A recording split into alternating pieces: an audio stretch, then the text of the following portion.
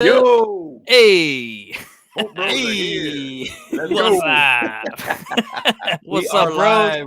We are live. Yeah, we're done with the little countdown thing. I think a lot of people are like, nah, no good. So we're just gonna go live, guys. We're gonna talk today quite a bit about defense. OTAs are wrapping up, so we want to give you some of our thoughts on what we've learned from OTAs, what we're excited to see, and our team is coming together. So I'm kind of excited. So let's get into it.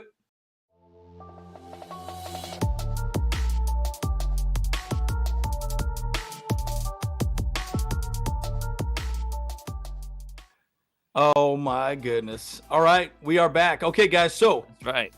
throw your questions out. We are going to talk quite a bit, and we really wanted to kind of really hear your thoughts on OTAs, what's going on. But I know we had some general discussions internally. Oh, and I need to change my name. I'm not Kyle, so let me change my name here. That's Two right. Kyles all of a sudden here. I'm starting to multiply, my bros. There we go. Too Yeah, many Kyles yeah. over here. Not cool. Not cool. Not cool, No, but bro. I think we need to start talking about Derrick Ansley, right, and kind of what he's doing with the defense. And let's just talk more defense. I know we talked quite a bit about the offense last week, but Right. I know Jasir Taylor was a big conversation point for this week, at least for Derrick Ansley specifically. And it's looking like he's going to be our slot corner. So kind of Okay. excited to see how that plays out. Look at that. No. Oh, no, no, no. No. No. Not today. I love that sound clip. I wish we had that clip. Oh, no. Yeah, right. It's Also good. like Matumbo too, you know? Yeah, it does sound like Matumbo too. Yeah, I like that as well. Oh, too. I know. you're talking about the no. Oh, yeah. Yeah. No. Oh, that one. I love that. That is so funny. Mm. I think that was just hilarious. But anyways, it's looking like Jasir Taylor's our guy, man. I don't think we're gonna get Callahan. I don't think we're gonna re-sign him. I don't think we're gonna go after anybody else. But he did well. I rewatched the Denver Broncos game, and he played that entire game at slot when Callahan was hurt. And man, he did great. Yeah. But I don't know. What are you guys' thoughts on this? And I'll go into some of the things Derrick Ansley specifically said about him. But I don't know. What are your thoughts, James and Kyle? You know, and the thing about it is that we know that we need to get younger in position. And this is a position we're choosing to go younger at this moment. And I don't think we're going to go out there and get Bryce Callahan, even though he was our top cornerback in interceptions last year. And Bryce Callahan played phenomenal last year. Yeah, he did great. I mean, Jasir Taylor is, to me, like he could be one of those guys that you get a late round kind of pick, a guy that could be a phenomenal contributor on field. You know, in going back to when Brandon Staley was the defensive coordinator for the Rams, he actually had a lot of late round guys perform extremely well for him. And Jasir, with his speed, 4.36 speed, I believe it is, with his ability, I think his coming out party, in my opinion, was the Dolphin game. He just figured it out in that game. I mean, I'm all for it. I've been a pretty big fan of Jasir Taylor, and I think he's going to be awesome. And Derrick Ansley even talked about him, saying that, hey, he's mature beyond his years. So second-year guy, this could be one of those guys you find late rounds that just finds a way to be able to fill a gap and make our team younger all around. So I'm excited about it, man. So what's your thoughts, Kyle? Yeah, I mean, I feel like he's going to really step into this role like fairly well. He was able to watch Bryce Callahan do his thing all last year and pick up a lot of what he does in order to actually fill Brandon Staley's role a lot more. So I really feel like he's gonna turn out and to be the kind of guy that we need for this nickel cornerback situation. So I'm all for it. Didn't he have like a massive special teams play as well? That He and Dean Lander, he was the one. much like major special teams folks. That was the Bronco Monday night game, I believe we were at. That was awesome. That was that's legit right. We were at that game. Yeah, of course. Oh my gosh. He threw the dude right into him. He took their defender right into him and dropped and fumbled the ball. Right. And we got put into field goal range to win it, man. That was great. Yeah. The freaking Broncos, dude. I tell you what. But, one of the things that, again, Derrick Ansley said also was that he's a high energy guy, right? Yeah. He's very observant. He understands the big picture. He works hard. And yet again, he made the team because, well, again, he was a 6th round pick, but also he did great in special teams, right? So, you got to do well in special teams. And I think it's a big part of why he's really had that shot. But I'll tell you what, man, like he's looking like the guy in the slot. So pretty interesting. And guys in the chat, I know people are coming in now, so just throw your questions out if you have some questions or some thoughts about OTAs. Go ahead and throw them out there as well too. So right, one thing about camp too. I mean, if you've been seeing some of the notes also too, Jasur's been doing a great job of like defending, batting passes down, getting picks, like. And once again, Justin Herbert just barely really started getting going on this OTAs, but he's going against Max Duggan and Easton Stick. But hey, you love to see it. You love to see this guy's confidence building, and that's what you want to see from a young guy like this, a late round pick, a guy that's figuring it out. And I'm excited for him. I'm looking forward to him being a starter this year. I'll also say this too. He also could be returning punts and kicks. He did that as well. Yeah. And so, you never know how that plays out. He might be that other guy that could step in and see what happens with the old lightning bug. We'll see how that plays out. So, so I'm, kind of interested to see how that plays out with him specifically. I know he's doing really well. So I know we might maybe talk about Herbert again, or where do you want to stick with the defensive side of the ball? Let's go down to, let's go talk a little bit about JC Jackson. Okay. Pull him up. Yes. JC, man. This is the reason why we did not go after a cornerback in the draft. Obviously you spend a lot of money on him too. You want that money to be working for you too. But if you guys have been paying attention to where he's at, it was interesting.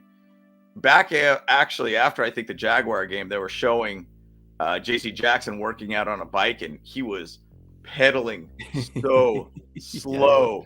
Like he was not really doing a whole heck of a lot. And then you see a 3-month transition to where he's running around. He's getting on treadmills. He's probably running about 18, 19 miles per hour on a treadmill, looking fast. And then yesterday, Chargers posted up a video of him doing, pedaling backwards and running forward and pedaling backwards, running forward.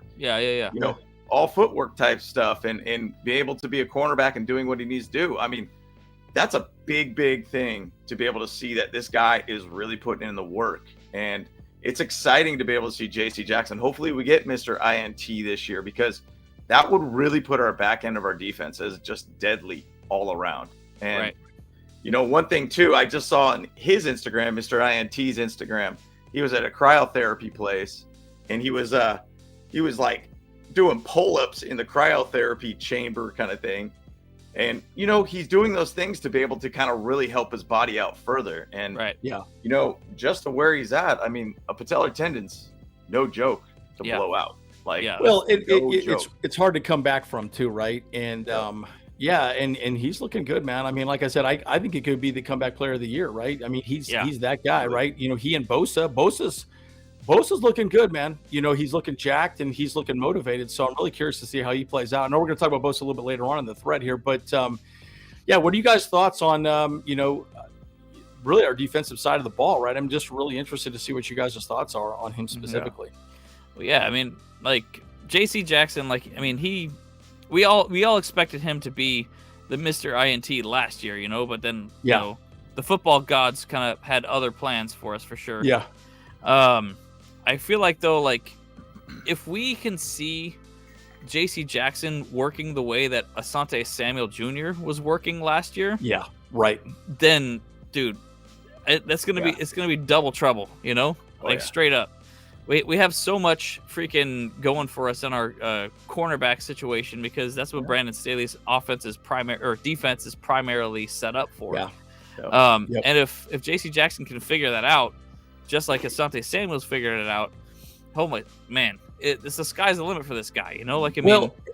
It is. And one of the things that I've noticed too, a lot of teams are pretty much done with the whole linebacker room. They don't really care about that. It's mostly speed, and it's mostly just they want these corners to really take over some of that positions, right? It's kind of like that video regarding Derwin James running the edge rushing a little more, right? Because you get fast, you get quick, you get that quarterback on the ground. That's all that matters, right? And so you get someone like JC Jackson out there, you got Davis, and then golly, dude, can we just stay healthy, right? I mean, that's just like the whole situation. But good point, Leo.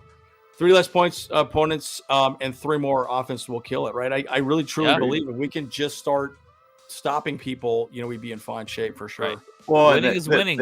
Doesn't matter if it's 1 point or 3 points or 7 points, whatever, Winning is winning. It doesn't matter. As long as we score more than them, that's it. Well, the thing about it is like our issue is we're playing way too many tight games because our offense isn't scoring enough or our 100%. Defense is giving up too much. So basically what Leo's saying is, hey, I think last year we gave up 22.1 points per game, but we only scored 22.9 points per game. Yep. So that is way too close of a delta of win and lose and having too many tight games all around. And if you really break it down, that's what happened against the Jaguars. We lost basically based upon that spread difference for us. If we have it to a point of where we go and do 22.1 points per game, actually 3 less, we're under 20 points per game, which would be massive for a defense, but score 3 more points, we're going to have less of these heart attack based games all around. And so 100%. The one thing that was interesting, I watched this interview, was Get Your Popcorn Ready podcast, I think is what it was. It was Terrell Owens podcast. Oh yeah, he was talking to Michael Davis recently. And I randomly popped up on my YouTube, and the one thing he said, what is the one thing the Chargers need to do to be able to get to the Super Bowl? He says, we just need to stop the run. That's all it is. We could figure out just to stop that element and stop having these bleeding games of where we lose because they're running all over us. We'll be fine as a team. He didn't say, hey, offense needs to do better. Cornerbacks need to do better. We feel good about it. We just need to find a way to stop the stupid run. And that will probably change, the amount of points that we're giving on an average game. So I think that's probably pretty accurate at this point. He asked about Justin Herbert, saying, hey, he's a dog. He knows what he's doing. He's a top 3 quarterback for sure. No, you got to say it right, though. He's a dog. Dog. Yeah. No, I love it. It's good stuff.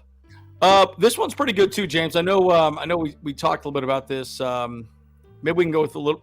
You want to talk a little bit more about Derrick Ansley and kind of what his thoughts are, regarding being the defensive coordinator? I was a little bit unimpressed with some of the things that he said to some degree. I was a little bit like, really, dude? Like, I don't know. I guess I kind of expected him to come in and say, all right, I want to switch some things up. I want to do some different things. Because he just said, well, what's changed with the defense? He's like, not much. Okay. And it's like, I think it's just, Coach Staley trusts me. And I'm like, and I'm a good leader.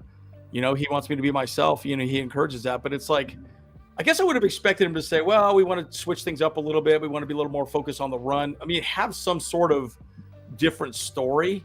Yeah. And it was just nothing that was said. It was just like, no, nothing's changing. And I'm like, okay, well, why are you even in that role then, man? I mean, it just seems weird to me. So I don't know. What are you guys' thoughts on his comments about that? I was a little bit surprised. I know then he talked about Eric Kendricks as well too afterwards. So we might want to bring that up as well. Pick it up, Kyle. Oh, sure. Well, yeah, I guess that is pretty concerning because then it's like, well, okay, so some of these teams have already kind of figured out our defense pretty well. So like if things haven't really changed too much, then that's kind of a problem. But of course, I mean, it goes into the fact that Derrick Ansley is more of a defensive play caller by name only, because Brandon Staley's go, oh shoot, hello, hey, good job, nice, my camera didn't like that. Pants on at least, huh? You're not just sitting in your underwear. That'd be awesome. That'd be great. You had pants on. Wow, I was like, oh my gosh, we are live. Yeah, that'd be amazing. Trying to give the ladies the peep show, Hey, it's the peep show, not the creep show. Hey, it's amazing. It's amazing. But I was saying, like, I don't know. I guess it's just a little concerning, just because of, they needed to kind of change things up a little bit because obviously our like we talked about last week, our offense is going to be completely different. Completely different. Fits the scheme of our players that we have itself, what their skill sets are. Right. And so like I would like to see a little bit of adjustments there. And hope that we actually do have a bigger run attack as well. like you said, like, you know, that's what we need to take it to the next level. So, well, and I think that Kellen Moore, I mean, offensively, I know we're talking defense now, but, you know, Kellen Moore is definitely going to be, you know, try to do more of a marriage of run and pass. I still think 60-40 pass to run. We're going to be more pass first offense still. But I will say this, defensively, we just got to get a couple of stops, man. That's it. You know, I mean, think about the stupid Jags game, right? If we'd had one stop in the second half, we would have won the game, you know, and it's just like, and then our offense couldn't do jack squat, right? And that was, you know, Joe Dumbardi, freaking hated that guy. But, you know, but it's one of those situations where you have to sit back and say to yourself, okay, we need to do something different. So I was just a little surprised that he was like, nothing's changing. And I'm like, okay, like, well, why are you doing this? But I will say this. He did talk about Eric Kendricks, which I thought was pretty cool. Again, a lot of people are pretty frustrated that we didn't bring Drew Tranquill back. But I'll tell you, Eric Kendricks is a much better guy. You know, he's better at pass coverage. Right. You know, he could pretty much lock down Travis Kelce, right? Or a tight end that we're going up against. He just lock the person down. And, you know, to be fair, in this system that we're running, we're going to be running a lot of nickel and dime defensively. I do think you needed a linebacker that actually can cover, right? Gone are the days of the linebacker that just runs and fills gaps. It's just that's not the role anymore, right? And it's small, speedy, fast guys. And so I just thought that was pretty interesting. And I know we're going to talk a little about Joey Bosa and Khalil Mack a little later on here as well. But anyways, I just wanted to kind of, you know, bring that up as well and get your thoughts on Kendricks from Ainsley's comments. You know, the one thing I'm going to say about Derrick Ansley, once again, Kyle even said it. He's basically defensive coordinator by, you know, title more or less, but not really the actual coordinator. It's Brandon Staley pretty much. Brandon Staley, You know, it's I'm saying not much has changed. I mean, the thing I'll say that has changed is some of the coaches on the defensive side of things. So think of like Jeff Howard that came over as linebacker, was quarterback coach. You know, changing that up a little bit too. Well, and he was a defensive back coordinator for the Browns, right? Exactly, defensive back coordinator, excuse me. Yep. Now he's a linebacker coach. So basically what they're trying to say is that we need to make sure we teach these guys how to be, you know, better in the pass defense all around. That kind of would make a whole difference in this game for us. And I think that's why they ended up bringing like an Eric Kendricks, who's relatively pretty good in the pass defensive side of things. So changing up just kind of positional coaches is really where I think the shift of this defense can be. Now, we're beyond cursed all the time by injuries. I hate even talking about it. I know, right? My hopes is we are not going to be injured by any means. I'm hoping that there's going to be a point that, you know, not having basically our trainer for 30 years, we find a way to be able to be healthy without that guy. I know, right? Well, it's crazy that we don't even have that guy in camp at all, or even on the team. It's just nuts to me.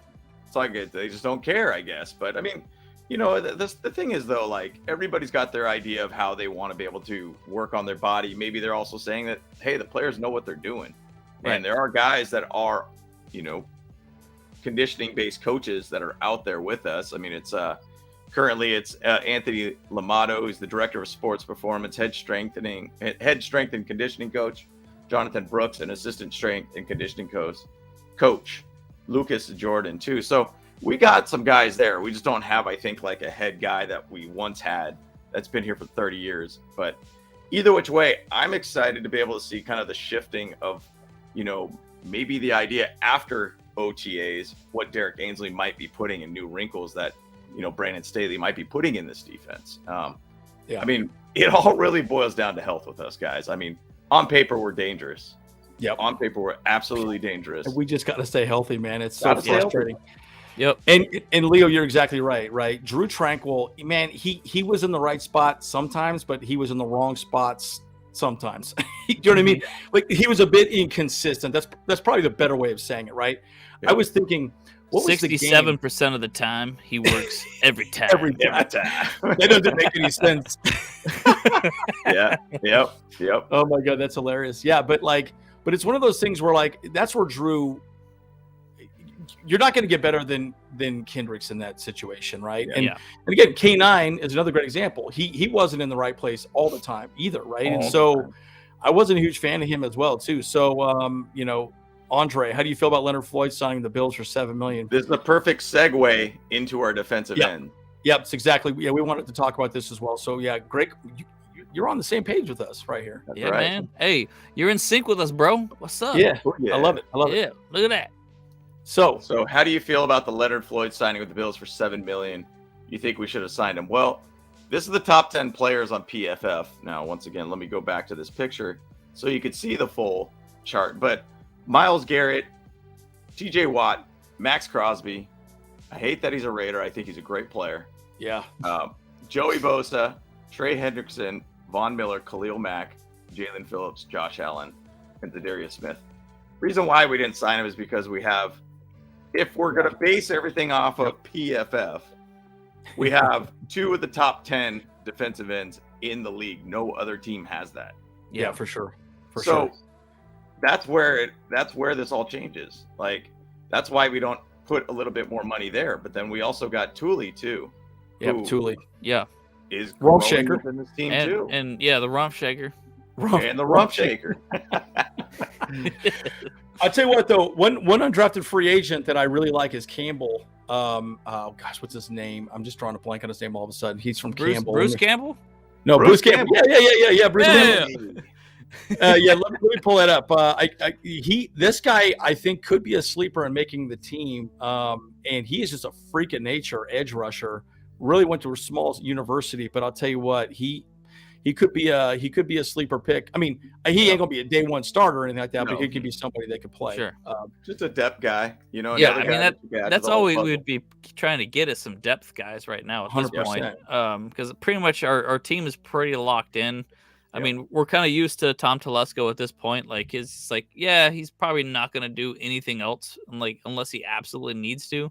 100%. I mean, hey, last year he should have picked up some players mid-season with a little bit of our salary cap, but he didn't. And even though we do have a little bit of cap space this year, still, I don't think we're going to do anything either. Yeah, so, 100%. But maybe we will. I don't know. Like if we kind of look like we need a little bit of help for that last half of the push in the season, we just might. I don't know. We just don't know. Discount Tom might find a deal in the bargain bins. You know, and he's had times where after OTAs or training camp, preseason games, there's veteran cuts and there's guys that can fill gaps. Because I mean, you know, these preseason games are about finding which players are going to be in the right position, if they are right for the team or not right for the team. 100%. And, you know, sometimes you go out there and say, hey, XYZ player that fills our O-line position or defensive end position or whatnot, you know, we could go out there and, you know, fill these gaps all around. I mean, it's interesting because some people talked about some players that are available at the edge, like Jadeveon Clowney's a guy that you could go after too. And I mean, he's kind of been an off and on kind of player, but he has been a pretty elite guy at the edge too. I mean, obviously the connecting of Leonard Floyd going over to the Bills. I mean, that team is stacked right now on defense. Yeah. But who knows? I mean, I've always viewed it as a player stays out there on free agency, the longer they're out there, the cheaper they become. So who knows? Maybe they end up finding a way to be able to get Jadeveon Clowney to add to this team. Maybe they don't feel Thule's ready to go. I mean, Thule's only 20 years old. I think he'll be 21 when the season starts. Yeah. Like, he's a very young dude. And another great example is, Isaiah Spiller, right? You know, he was drafted at 20, right? Exactly. And he was raw. Right, he was a very raw player, and that's partially why he wasn't on the field much. Behind Austin Eckler, right? So, okay. By the way, I have to say something. I have to troll Matt Money Smith a little bit here. What? Wait, hold up. We're trying to get him on our show. I don't know if I got to troll him a little bit. Though. All right. You can call him my video I did on Derwin James edge rushing. I was talking to James about this the other day. I was like, Matt Money must have listened to my podcast. Didn't get a lot of views on it. And I talked about the edge rushing that Derwin James, because I mean he gets to the quarterback about 33% of the time. It might even be a little higher than that, just depending on what statistic you look at when he comes down in the box. But he talked about it specifically on the Chargers Weekly. By the way, I love Chargers Weekly. I listen to it every week. It's probably the only Charger podcast I listen to at all. But I just thought it was kind of funny. Had to call him out on that a little bit. I'm listening to like all of them. I'm in the chat sometimes, all the time. Like, try and get it connected with the rest of the fam, like it's honestly, I should be better at that. It's all right. I mean, I would love to actually do a show where we get some of some of our other podcasters in the same room together, and we just start busting about the Chargers. I would love that. That would be amazing, bread, dude. Bread. But I don't think all of them breaking bread. That's bread, right. Yeah, bread and salt. Breaking bread, dude. Yeah. Okay, this is a good question here. Yeah, all right. Let's get some questions here. Yeah. So first question, which coach has more pressure on their unit to live up to their potential? Coach Staley, defense coach, or more? I think it's kind of everybody, period, man. I mean, I don't know. I look, it's his third year, man. Let's say we have a crappy year and you got Justin Herbert and you're, pretty much max salary cap every year. Staley's probably got the most pressure on him, I would say, but he's the head coach, right? And, everything falls in his lap for the most part. So, but I think Kellen Moore, I mean, I don't think it'll be a disaster. He's going to be pretty amazing. So I don't worry about him at all. Well, I don't know. What are your thoughts on that? Yeah. I mean, I definitely feel like Staley's definitely in the hot seat of anything, because this is what his third year, I want to say. Third year. Yep. Third year. But, basically he has a whole new coaching staff around him. And, if he really can't pull it off, then he really has no one else to blame, Big time. And so and that's the unfortunate thing about it, is that we like Staley, we're on that Staley, let's go Brandon Staley situation, yeah. So I really feel like he is our guy, and he is at the level of Bill Belichick. Just maybe, it took Bill Belichick a couple of years or whatever to be a head coach. I think he started with the Browns, then he went to I don't know whoever else, whatever, but he figured it out eventually, and that's going to be Staley. And I hope he figures it out with us. That's the biggest thing. Yeah. Well, and the Chargers' run rate generally with head coaches is 4 years, and for some reason it seems like the Spanos say figure it out in 4 years. Now, I'm just going to say, as a run rate for our other coaches that we've had, Mike McCoy, let's say Anthony Lynn. That was such a doofus. Oh my gosh. McCoy had one successful season at basically a 9. Well, I guess it was a 9-7 season, and then ended up getting the playoffs and ended up losing basically at that point. They beat the Bengals, and then they lost to the Broncos, I believe, that next game. And then he did have one more 9-7 season where he ended up losing or not getting to the playoffs. The thing about it is what I'm saying is that Brandon Staley has won every season. He has winning records every season. I want consistency from that position. And that's where we're saying that I like Brandon Staley because he's consistency, and he's only going to get better out on the job the longer he's there. Personally, I think he's growing a very good culture with this team. I think he's definitely a guy that's going to not only just get better. And I think, to be honest, Kyle's been cut. Well, let's see. I can't point correctly here with my camera.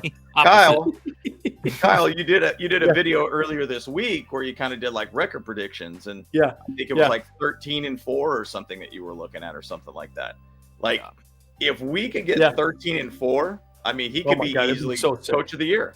That's massive for us. So here's the thing. Again, we just got to stay healthy. And by the way, the guy that I think could make the team, undrafted free agent, name is Andrew Farmer from Lane College, from Tennessee.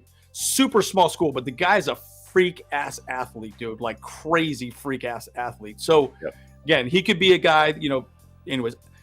In the chat, we got about 40 people in the chat now. Would you like me to do my picks of undrafted free agents this next week? Who I think could actually make the team, not be a day one starter, but somebody that could be showing up, practice squad and yada yada. So let me know in the chat if you guys would like to see me do that video. I know you just talked about Andrew Farmer, but let's talk about Andre Fernan. Let's go. But basically, he said, "Hey, we know Mack and Bosa are going to get injured for most of the year. I like Tooley, but having a rookie as a rookie is risky. Having a veteran backup just in case." And I agree 100%. I think there's a little bit of an idea that they want to be able to get Chris Rump his real opportunity in his third year on this team. And he has gained a little bit of muscle. I've watched a little bit more of Chris Rump in the last year. He was so close to probably getting close to about 5 sacks last year. Yeah. And it's just that little details there that just need to happen for him. And I think he could get there. I'm not putting a ton of weight on it by any means, but I'm saying the Chargers just want to be able to give him an opportunity. And I think there's a chance that we might be able to find a guy, like I said, Jadeveon Clowney. Like if maybe he could sign that guy for $3 million and he'd be into that. I don't know. Like the guy's got a lot of money, by the way. He's a rich dude. So yeah, he's very rich. He's very maybe rich. he just wants to have an opportunity to be on a team that could go far. Like that's all it really is. So I'm just saying we definitely know that and we definitely understand that. And by the way, beats by Jay Sean. Yeah, where is John Johnson? I don't know, man. I don't know. I would say this: a lot of these veterans don't want to come into camp like this. They don't want to go to OTAs. They want to show up at some point, So I think signings are going to start happening when camp starts going. And they're okay, fine. I'll show up and whatever. But yes, I'd love John Johnson. To me, that's the next signing we need, in my opinion. So by the way, beats by Jay Sean, man. If you got some chill beats, like whatever, something like that we can play in the background. Yeah, we want to hear it. We want to hear it. We'd love to use it. Right now, we got some music by Broken Summer going, just chilling like with that. Like we want to have a good vibe with the Bolt fam. So like if you got some good stuff, send it our way. Like hit me up on social media or emails or whatever like that. We'd love to use your material. Not only that, our intro. You got that intro, that sound from somebody, correct? Yeah, I got it from one of my friends at work. Who did music and stuff like that. So. So if you got some beats, throw it at us, man. Like, we'll use it. We'll use it on the pod. And by the way, I do think 11-6. That's actually my prediction. But Aether, definitely. Go ahead.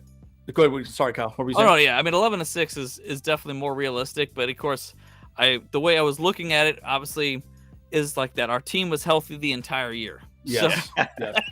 Yeah, and that's the thing. Like, if we're healthy, the sky's the limit with this. Oh my God, no joke. And sky's the limit, guys. It's crazy. The limit. If Bosa could be Bosa, if Mac could be Mac, you throw in Tooley to be able to work behind him. You got J.C. Jackson being a healthy cornerback, Mr. INT. He could have 7 picks, change games for us. Jasir Taylor plays out of his mind. Asante Samuel Jr. gets 3 picks a game like he did against the Jags. Oh my gosh. We'll be killing them. We'll be killing them. And then our offense. I mean, going back to Leo's statement, still sick. If we just do a 3-point differential of where we only give up 3 points less from last year, but we score 3 points more than last year, that's the world of difference from stop being a 10-7 team or a 9-8 team kind of situation. We have all the talent. It's just find a way to be healthy. Find a way. The wheels could have fallen off the track last season too, folks. Big right? time. I mean, Big all time. The injuries we had. I mean, look, nobody's really given Brandon Staley and this coaching staff credit for even keeping the team together. I mean, rib 100%. Cartilage, Herbert, week 2, week 16, busted torn labrum in his non-throwing shoulder. Right, that's a problem, man. And injury after injury. I mean, that defensive line was just dry humped all season, man. I mean, it was crazy. Right. They were pulling fans out from the stands saying, "Throw some pads on. Let's go. Let's you go. Let's do go. This. You look good. Let's go." Oh, I was ready. Yeah. Come on, butt and gut. Let's make it happen. Let's go. Right. Well, I mean, realistically, I wouldn't even be a speed bump, dude. Sign Tillery again, dude. Yeah. Well, realistically, though, too, like, I mean, the fact is, we've given up like at least 4 points every game. Yeah. Because of our red zone percentages and stuff. Like we've used a field goal as opposed to getting the touchdowns in the red zones. Like I think we were pretty low in that regard. I think right now I'm looking at we were 54.1% in our red zone touchdown percentages. Yep. So if we can just get that to up to like 2 out of 3 times, so 67%.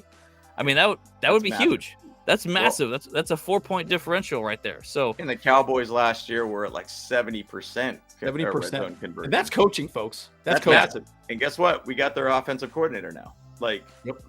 Kellen Moore's here now. And he's got a better quarterback now. I mean, could we see history happening where we're 75-80% conversion rate in a red zone situation? I mean, last year, I'm watching a lot of the games from last year, and I'm like, dude, we could have easily destroyed the Browns and scored 40 on them. But we kept finding ways to just holding our red zone offense back and just screwing things up. And so it's great to be able to hear, and I know we've already chatted about it, but Kellen Moore and Max and Easton Stick have been like 7 for 7 in red zone situations. Max basically is like 4 for 4, killing it, man. Like that's great to see so far. Now they got Justin Herbert. If you guys want to jump into that segue, we'll talk about Justin Herbert. I did a video on him. Yeah, let me talk real beats by Jay. This is good. Yep. So yeah, Pokey Wilson, Gerard Clark, Michael Jones, Cam Brown, Andrew Farmer. So Andrew Farmer would be my 5th. The other person I would say is AJ Finley. AJ Finley could be a slot corner. Yep. And we didn't draft any corners, so I think there's a good chance, especially if Jasir Taylor is going to be the slot corner guy for us this season. I think our corners have a good opportunity to make it. Cam Brown is a very high recruit. I think he's good. He had some injuries at Ohio State, but I do think it'd be really good. So, yeah, pretty interesting. So, yes, sir. So you want to talk Herbie? Yeah, let's talk about Herbo. Yeah, and actually, Jay Sean actually has a really good one to segue us into that one. So, by the way, I've watched the video of the director. The teams that we'll be playing mostly have bad passing defenses. Yep. So if it goes down what Kellen Moore produces for our offense. Yeah. Could.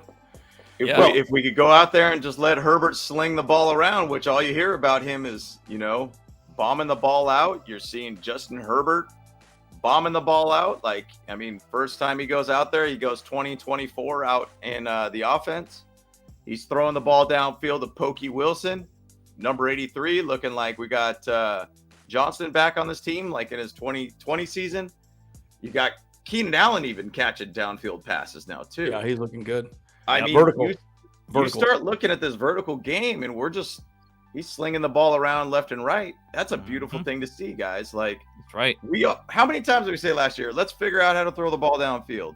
Yep. Last week, we showed off the graphs of Justin Herbert's season. There was very few hot zones that he would just constantly keep it going, but a lot behind the line and under 10 yards.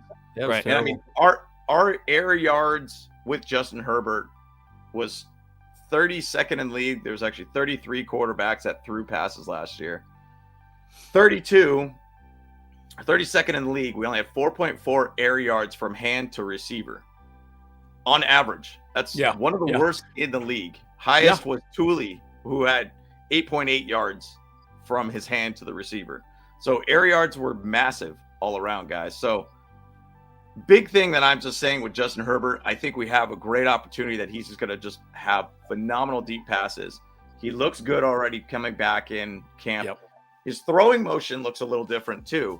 A little more vertical. Yeah, a little bit more above, a little bit more vertical, less of those sidearm kind of looking throws. I don't know if that had something to do with the ribs, but I'm excited about it. And this could be a massive, massive year for Justin Herbert. And personally, I'm going to say the Chargers in general. This could be a big, big season. And we're going against a lot of good, talented teams this year, by the way, too. So, so it's going to be fun. This is a good quote here by Chargers Chris. Hey, you know what? I hear you, man. Like it's tough. We talk about it every year. We're always the best. We always got all the talent, but we just seem to wet the bed somehow, And I'll tell you, like, again, here's where I'm very optimistic this season more than anything is that we have a offensive coordinator in Kellen Moore that is very inventive, and he wants to light up the scoreboard. And Brandon Staley says, "This your offense. Go for it. Like, I'm not going to touch it. It's all on you. I'm going to be dealing with the defense. You're going to run it all." And I think there's something freeing about that for Brandon Staley as well, too, because he knows that he's going to get vertical and do some more things, with Herbert. So I'm excited to see that, right? I mean, again, you're not going to beat the Chiefs by defense. You're just not. You need to just put up points. Yeah. So. Yeah. Well, because that's the fact of the matter is, like, if he can get a game-winning touchdown in less than 30 seconds, like, like, what the hell, dude? You got to be beating up. You got to stay ahead of them by at least 10 points every single game. Every game. Bottom line. And the big thing to me, we got to score 35. Like, especially against the Chiefs, you got to score 35 on them. Like, you have got to do that. And a lot of these teams that we're going to be playing next year, I mean, you're going to say like the Bills, obviously the Chiefs a couple times, Dallas, high-powered based offenses. You got to score 35 on these guys. Yeah. You have got to figure that out. That's why we ended up losing that Jags game. Yeah, I get it. Our run game sucked. It sucked all year. Our run defense sucked all year. But, we ended up just losing it because we couldn't find a way to score that one more touchdown. Yeah, that one more touchdown. That's a stressful situation. And I was going to actually highlight Aether's question, too. It says, my second question, bros. We love you, Aether. Seriously. When I first read that, it says lots of people. I thought it said pickling. Yeah, I was like, I was pickling, dude. I was pickling this morning. Pickleball, baby. Hey, some pickleball, baby. Let's go. Let's get it. Lots of people picking the Bolts to go 11-6. I don't agree. I believe that this team can't win 12 games minimum. We have talent issues and coaching problems. Your thoughts, please. Yeah. Look, my thing about Brandon Staley is if he just continuously finds a way to be able to get one more win per game or per year, just see progression all around. Sure. Like we talked about earlier, Brandon Staley did a phenomenal job to coach our team into the playoffs last year. He did a phenomenal job. How many injuries we had? This ship could have been sunk halfway through the season. Big time. But guess what? We found a way to be able to just will our way through it. We had talented guys around that stepped up and made it happen for us. If we go 11-6, I'm satisfied with that. Now, once again, I'm not saying that's where I want to end my season. Right. I would love to be able to continue going into the playoffs. If we're healthy at 11-6, we're dangerous. We're dangerous. All you need is a ticket to the show, guys. That's right. Get to the playoffs. Anything can freaking happen. Let's go. If you're watching the NBA, I'm not, but I'm just paying attention because a buddy talked about the Nuggets. I'm not. But no, it's actually they're pronounced the Thuggets. They're the Thuggets. Yeah, dude, no joke. Dude, what's his name? The Joker at the Nuggets or whatever. That dude's brothers look like they're in the mafia, dude. For real, bro. You're like, what are we watching here, bro? You're like, oh my god. Here? But I'm just saying, the Heat were seed number 8 in the playoffs. Look at where they're at now. Mm-hmm. Right. They made it. Doesn't matter. They got to the finals. And so all I'm saying, get a ticket to the show. That's all that matters. It's about momentum. Go back to the Giants when they got in as a 6th seed wild card, ended up being the Patriots when they were undefeated season kind of thing. Like, they got to the Super Bowl and won it. Like, ticket to the show is all that matters. Healthy is probably even bigger for us. Well, and you want to get hot at the right time, right? Which is exactly 100%. What happened to Miami. Our defense was ranked close to the bottom. Yeah, we were pretty bad. But we were also banged up a lot, right? And line. Everyone knew they could just run the ball up the middle, and it didn't matter. I mean, we couldn't stop them, and so look, we say it every year. Got to get healthy. Just got to stay healthy. Yeah. This is a good point here, GTR man, too. We need a good running game, except the vertical. You're right, because we are a play action team. Well, we were at least under Lombardi. Again, we'll see what happens with Kellen Moore specifically, but we did a very bad job of really making the play action work, if that makes sense, right? Nobody respected our running game. You're not going to run the damn ball, exactly. They knew Herbert wasn't going to run because of his ribs. Right. So, you're right. We got to stay healthy. Stay healthy. And the whole thing about the run game situation, like, for me, Austin Eckler's never been, in my eyes, a running back one. He's obviously a very good running back, but he's not a running back one, in my opinion. He's never been that guy that's really been able to get really long yards and be kind of a threat on the run game.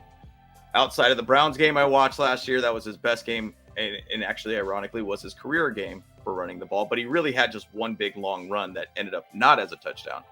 But he's phenomenal with catching the ball and being very elusive with the ball in his hands.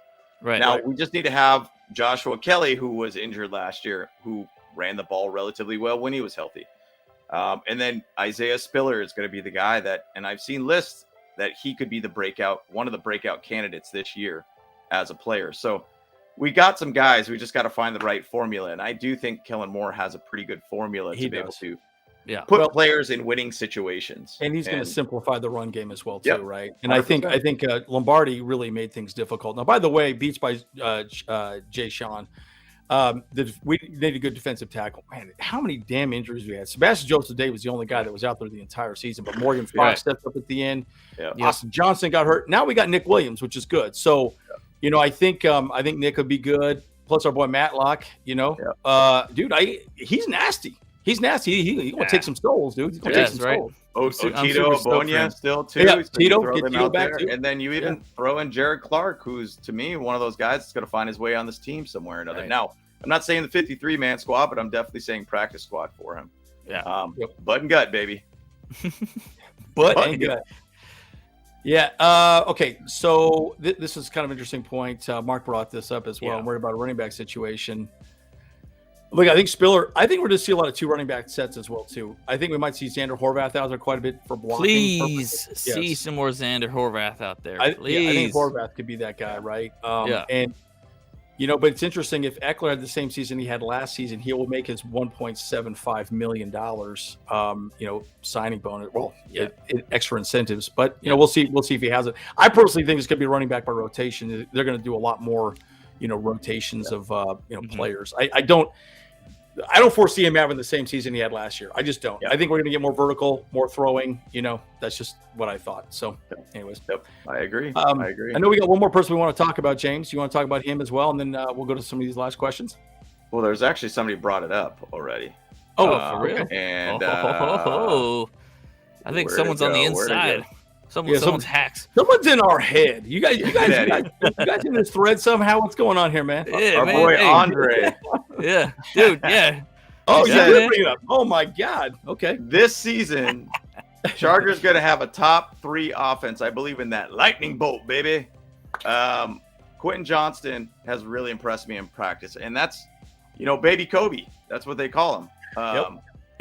Dude, the thing is, though, an article came out talking about Quentin Johnston, and one of the best wide receivers in the league, who ironically is on the Raiders, and bless his soul being on the Raiders. But Devontae Adams kind of talked about him, and he was like, "Look, man, I loved watching him at TCU. He's got all the fundamentals. He's an awesome guy. Like, he's excited about seeing him play and everything too." So he got props from one of the top wide receivers in the league. And on the same side, QJ even talked about it and said, "Hey, I mold my game after Devontae Adams." Dude, guys, realize this. Like, now you could mold your game after anybody. I mold my game after on the pickleball court by Ben Johns. Cool. Yeah, I'm not Ben Johns. Like, he's one of the best players in the world. Like, no way. But at the same side, like, if a guy really, really studies a dude, and if you start thinking and hearing the things about QJ in training camp, or in OTAs, I should say right now, dude, the vets are hyping him up. And they're like, this guy's real. Like, if we really finally have like a home run threat guy on this team, like a Devontae Adams, and the way this guy moves with his feet, I mean, he's got sweet feet, man. Like, he could be just an absolute dynamite to this offense. So, sweet feet. I have to remember that. Sweet feet. We're going to get all kinds of touchies. We're going to get touchies. Get a lot of touchies. A lot of touchies. Right? Yeah, no, I'm actually really looking forward to seeing QJ break a whole bunch of ankles, like just like freaking just freaking shake of these dudes, Well, no doubt. It's a good point. It's a good point. So this week's got Aether's comment here. Just found something interesting. Why the Lions choose to play with the Chiefs in Week 1 because Fox nationally televised the game, early kickoff for the 49ers Steelers. Everyone will see the game. Interesting. Interesting. That's kind of an interesting situation. And by the way, the offensive line is going to be pretty sick. I actually really do think we're going to have a great line. I mean, the left side is going to be great. Leo brought it up as well too. Yep. We moved Zion and also Jamari Sawyer to their natural positions, or just positions that they'd be a little more comfortable in there as well too. Yep. And James Aether's bringing the heat here for you. Yeah, he's bringing the heat. Here James, you go. My baby. James, my baby. With a little emoji with the hearts around his face. Yeah, I love you with a heart emoji. Yeah, man. Mama, I love you. P.O.P. holding it down. Hold it down. So Aether says, I disagree. The Bolt has to score 35 plus Daniel Wade. Locked on Chargers said Coach Staley defense has held the Chiefs under their average 3 times. They definitely have. And Patrick Mahomes really hasn't had that many huge games against us. But they've found ways to be able to get Kelsey open right in the middle of the field and find a way in overtime to get a touchdown and call it a day. Like, the thing I'm looking at it as is if we score 35 and say they're average, and I think off the top of my head, I think 34 was one of their highest scoring games against us with Brandon Staley as our head coach. Most of them been 28 points, 27 points. It's been low scoring. I'm just saying I need to see a cushion here. Right. It's not stop feeling this 27-28 type game situation. Justin Herbert's got to go downfield and make something happen kind of thing. Like, how many times did I see that with Phillip Rivers and it just doesn't go our way? Yeah. I want to be able to lay the pressure down on them, get 5 touchdowns on them, and just hold them down. If we could hold them down to their average of 28 or 24 or whatever it is. Right. Perfect. We win every time. Yeah. Every time. So we just got to dry hump them up and down the field both ways. That's dude. right. That's right. Baby. Dry hump them. Forget about it. Damn. Yeah, I mean, I'll say this. I think the medical field banks on the fact that the Chargers have a lot of heart problems because, man, all of these games are so tough. Like, I know. I guarantee I'm probably by next year I'm probably gonna need a pacemaker because of all of the problems that we have with these games. Yeah, bro. Yeah. Too much. Bro. It's too much, man. Bruh. There was a couple games I was really looking at my heart rate. I was the playoff game. I was at 130 the entire time. I'm like, what is? I'm gonna have a damn heart attack right now. Yeah, dude. Resting heart rate was 130. I'm like, I'm gonna have a heart attack here in a second. Yeah, your phone is telling you to calm down. You're like, like you need to chill out. Whatever the hell you're doing. Like, it was bad, dude. Here, dude. I'm on a treadmill. Right? Oh man, it was bad. Yeah, seriously. Yeah, but honestly, let's just stomp these fools in the ground. Put them to sleep. Put them babies to bed. That's right. Okay, here we go. Here we go. We got another thought here from Aether here. Yeah. Yep. So defense will be top 6, offense top 3. Bolts start season 9-0. First loss at Green Bay. That's an odd one. Sweep the Raiders and Chiefs. Herbert MVP. Staley Coach of the Year. Let's ride. FTR baby. Ooh, yeah. That's the thing. Like, my opinion of our defense. Sure, if we get top 6, great. I'm not really caring about that. I want to be just top 15 versus the run for our defense. Yeah. I think our pass defense will be phenomenal, even more so with JC Jackson out there, Asante Samuel, Michael Davis.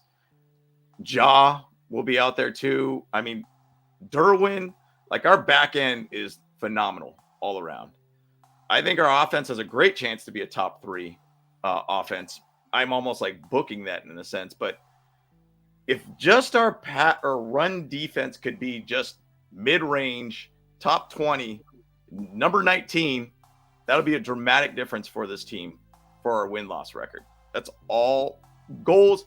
If I was Brandon Staley, I'd be in the defensive line group, just basically writing that on the board. Let's just be top 20, somewhere in that point. Stop being 30th, 32nd against the run. Yeah. Find a way just to be top 20. Let's not put unrealistic goals out there, guys. Right. Let's be realistic. Let's just get to this point and we'll be fine. So right. I agree. Yeah, and you got to remember too that we were best in the league in pass defense last season. I mean, we were amazing. Yeah. But we were pretty horrible at running. So every team just knew, just run the damn ball. It doesn't matter. We'll just run it, And so they just chewed clock and then got 1 or 2 stops on us, and then we just wet the bed, you gotta wonder why we were just lights out when it comes to the pass defense. And I kind of think, in my personal opinion, the reason why we're so good at that is that because Brandon Staley knows that probably 75% of the games are won in that last 5 minutes of the game. Yeah, because they're just passing downfield. Constantly. So if we we can stop them from doing that, then that makes the difference, Yep. Agreed. Yeah, we're right there with you, Leo. Right there with you. Trust me. Hey, and every Charger fan, Yeah, I know, joke, right? Yeah, this is a good one. So for me, Chris, I would say I want John Johnson, third safety. Yeah. I'd love to get him. I think he back there with Derwin James. Whew, forget about it, dude. Forget about it. It would be lights out. And you could go one high safety, and Derwin could be in the box a little more, doing some pass rushing. I don't know, James, Kyle, what do you guys think as far as other free agents that we should go after? And I'll push, obviously I like John Johnson because that is kind of an area of need. I mean, my opinion, I feel like Alohi's going to be fine. I feel like they're really betting, once again, going on the youth side of things because next year is going to be a little different for us in 2024. JT Woods, hopefully to step up. You hope that guy figured out how to block or at least, tackle. But if you really kind of throw out one other thing just to kind of solidify this offense further, if you were able to get Dalvin Cook, like that was my guy. Like we talked about that. Yeah, Dalvin Cook's out there. I think. That's Dalvin Cook. My only home run hitter guy, a guy that has friends here on this team. Derwin James is friends with him. Yeah, you got Asante Samuel, another Florida State guy.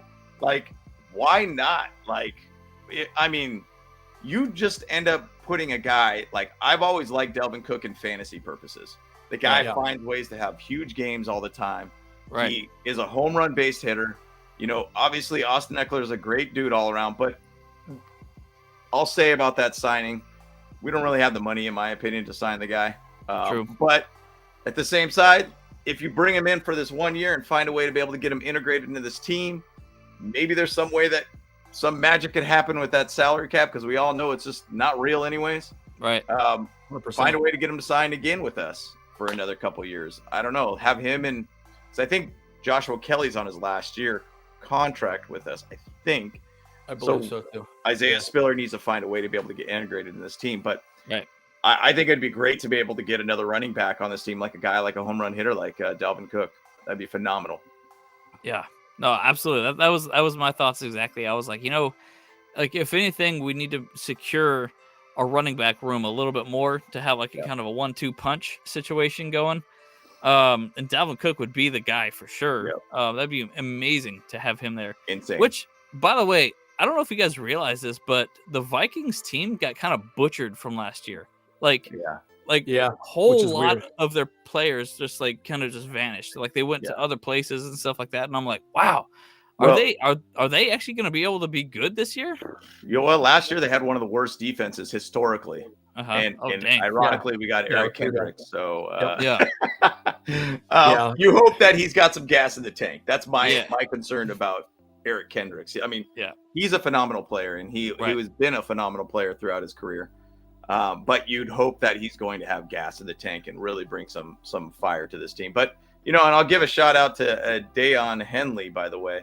He got that pick 6 in camp and everything too.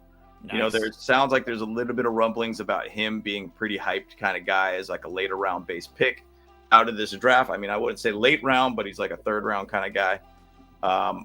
There has been some really good hype about him. So I think that's pretty big to be able to hear our young guys stepping up in camp. Yeah, which is good.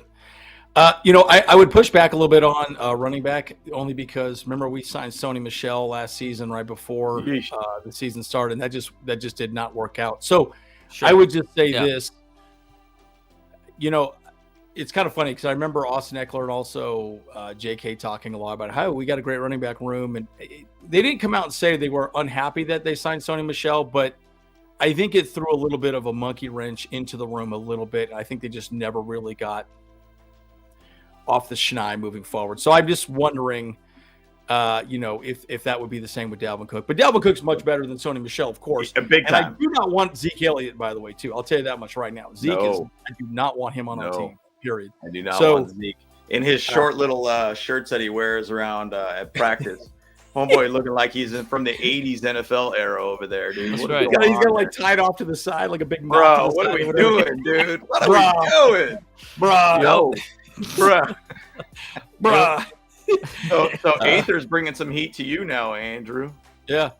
So I mean, look, I think these guys are huge. I mean, Keenan, Mike, obviously Mac. I mean, they're all going to be important. And I would love to see us just plant Mahomes into the ground, dude. Like, just plant his ass one of these. It just, man, that dude is slippery. It just annoys me. Yeah. Throw a corn dog at freaking Andy Reid. Just say, hey, eat some corn dogs, Fatso. Do your thing. Whatever, bro. Throw some pizza at him or whatever, dude. Like, but man, just plant that fool every once in a while. Just get him off the field a little bit, dude. Like, don't get me wrong. It's the same thing with the whole Tom Brady deal, right? Tom Brady was always kicking ass, right? So you're like, God, get him off the freaking done with him being in the playoffs. And I'm telling you right now, everyone that I say that I'm a Charger fan, they go, will you freaking beat the Chiefs this year? Yeah.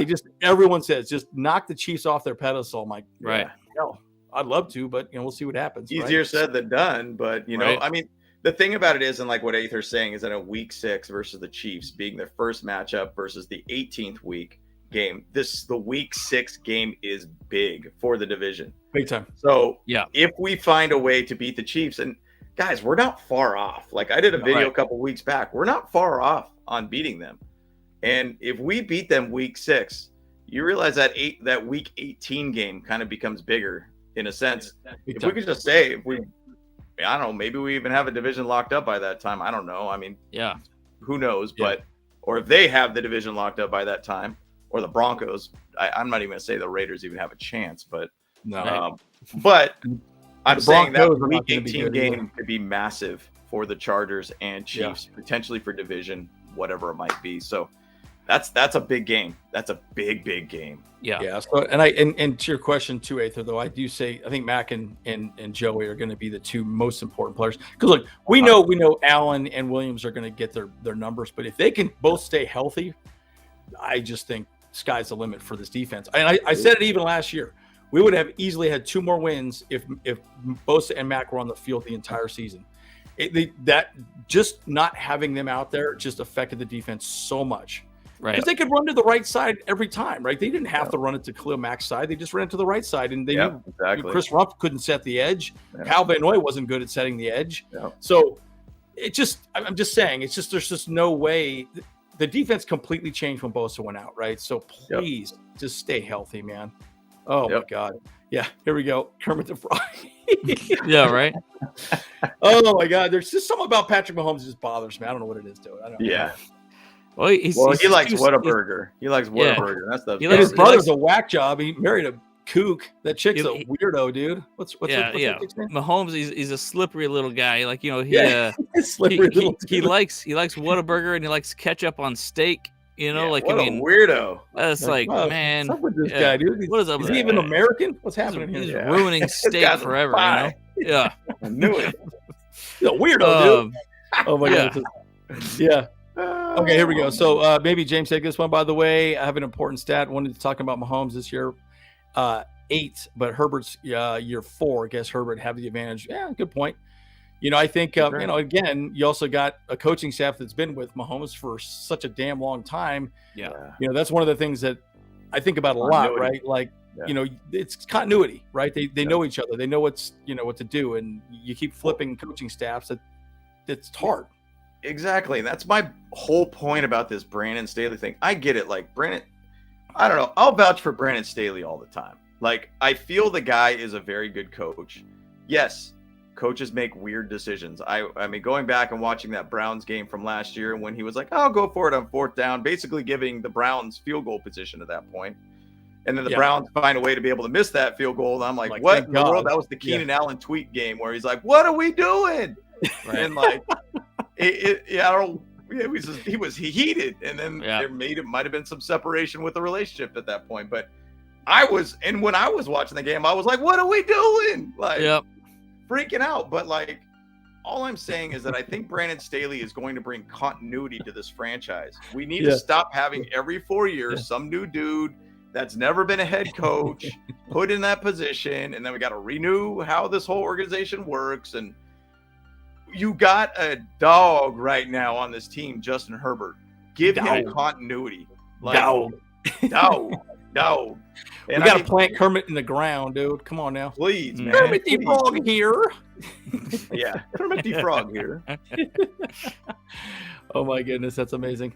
Dude. Yeah. He brings up a good point too about the refs and stuff. It's like, I mean, how the season's gonna play out is gonna be largely determined by how the refs make some play calls or penalty calls when the Chargers or the Chiefs are playing the game, because that's, I mean, let's be honest, like that is realistically the 12th man on the field for the Chiefs right now. For sure. 100%. Yeah.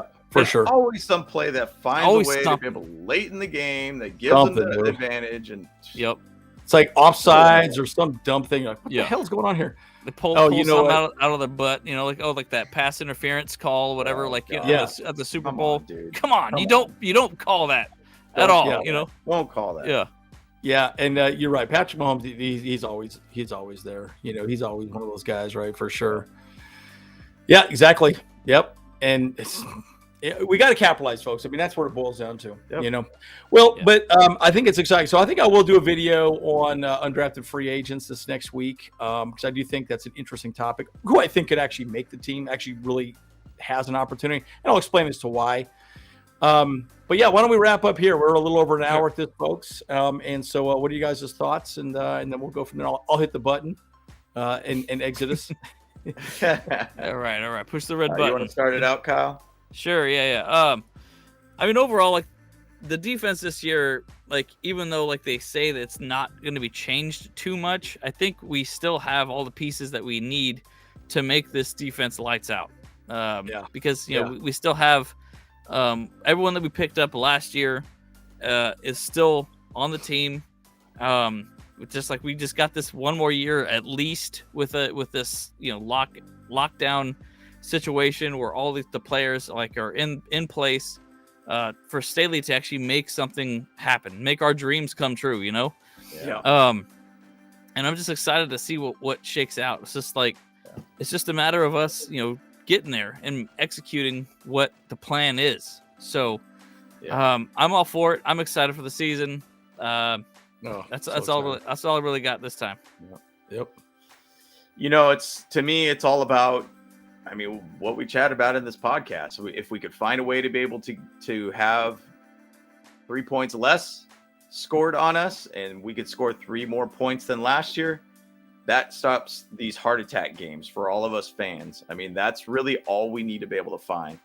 Now, once again, I'm going to say the big teams, we got to find a way to score 35. Like, you've got to find a way to make it happen. When I'm reviewing some games and looking at stats last year again, we're just not converting in the red zone, department. It's great to hear in OTAs. Once again, it's underwear bowl right now at some point. They're just running around in underwears and helmet. But, like, they are converting in red zone opportunities so far in OTA. So it's a good sign to see that it's an opportunity that we might be able to be that team where it's on average scoring 28 points per game or whatnot. That would be massive for this team. And if we could just be just a little bit better for the run game, run game. Well, yeah, offensively run game would be great too. But defensively, just find a way to stop them running on us. And this team could go beyond our expectations at this point. So I'm ready for it. I can't wait for the season. It's getting close to training camp time. So let's get it. I'm ready. Yeah, OTAs are done. Training camp will be happening here soon. So, and Bosa's performance has dropped off a little bit. And I would agree with you on that too as well, Kevin. And look, we just had so many injuries last season. We just need to start, having some butt and gut and just jamming the line a little better. We just did such a poor job of that last season. So it'll be very interesting to see how it plays out. And I think we're so close, folks. I mean, that's just where we're at. I hope to God that we can stay healthy, right? I get so frustrated saying that over and over again. It's such a stupid cop-out too. It feels lame. We're making excuses. I don't make excuses. When I lose a softball game or I lose a pickleball game, I sucked. I didn't do well. I didn't play well. Yep. And I think a lot of the players on the Chargers do the same thing. We sucked, and look, this team has one of the things that I will say too, we have to find ways to win, right? And ways not to lose. Like we lost that game by playing not to lose in that playoff game, right? We just got super conservative the second half and just wet the bed, right? We need to put people to sleep and put them to sleep soundly. And just clear wins. Clear win. We need to see those. 100%, man. 100%. But and you know guys, what? And if the Spanos family can, maybe they should just bribe the refs a little bit. Yeah. Put a little green. Slide them some money. Give me that Venmo. Get a little Bitcoin. Send them their way. Yeah, Bitcoins, dude. Bitcoins. Yeah, no doubt. Well, guys, as always, we're the Bowl Pros. We'll see you guys in the next one. See you, dudes. Let's go.